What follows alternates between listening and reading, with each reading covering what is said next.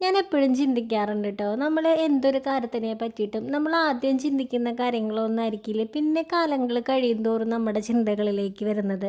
കണ്ണൻ്റെ കാര്യം എനിക്ക് അങ്ങനെ തന്നെയാണ് കേട്ടോ. പണ്ട് കാലങ്ങളിൽ എന്നൊക്കെ പറഞ്ഞാൽ ഇപ്പോൾ അവന് ആ അസുഖം വന്ന ആ ഒരു സമയത്തൊക്കെ ഞാൻ എപ്പോഴും ചിന്തിക്കാറുള്ളത്, എങ്ങനെ തലകുത്തി മറിഞ്ഞിട്ടാണെങ്കിലും അവന് വ്യത്യാസങ്ങൾ ഉണ്ടാവണം, അവൻ സാധാരണ കുഞ്ഞാവണം എന്നൊക്കെയാണ് ഞാൻ ചിന്തിക്കാറുള്ളത്.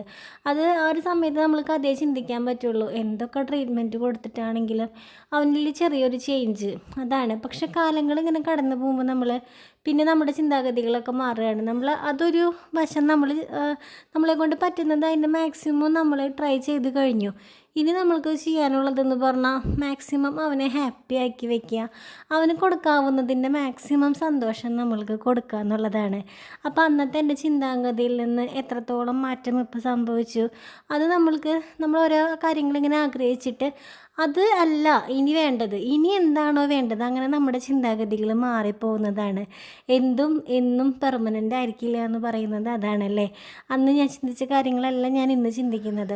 അന്ന് ഞാൻ മാക്സിമം ട്രൈ ചെയ്തു അവനിലൊരു ചേഞ്ച് ഉണ്ടാക്കിയെടുക്കാനായിട്ട്.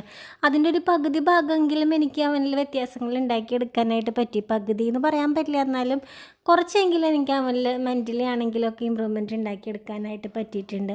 ഇനിയും ഞാൻ അത് എന്ന് പറഞ്ഞ് ആലോചിച്ച് ഇപ്പോൾ കണ്ണനാണെങ്കിലും കൂടുതൽ എഫേർട്ടുകൾ കൊടുത്ത് അവനെ ബുദ്ധിമുട്ടിപ്പിക്കുന്നതിൽ നല്ലത് അവന് ചേഞ്ചുകളാവുന്നത് പോലെ ആവട്ടെ. നമുക്ക് ചെയ്യാവുന്ന ട്രീറ്റ്മെൻറ്റുകളും കാര്യങ്ങളൊക്കെ നമുക്ക് ചെയ്യാം. പക്ഷെ അതിനേക്കാൾ ഇമ്പോർട്ടൻ്റ് ആണ് അവന് ഹാപ്പി ആയിരിക്കുക എന്നുള്ളത്.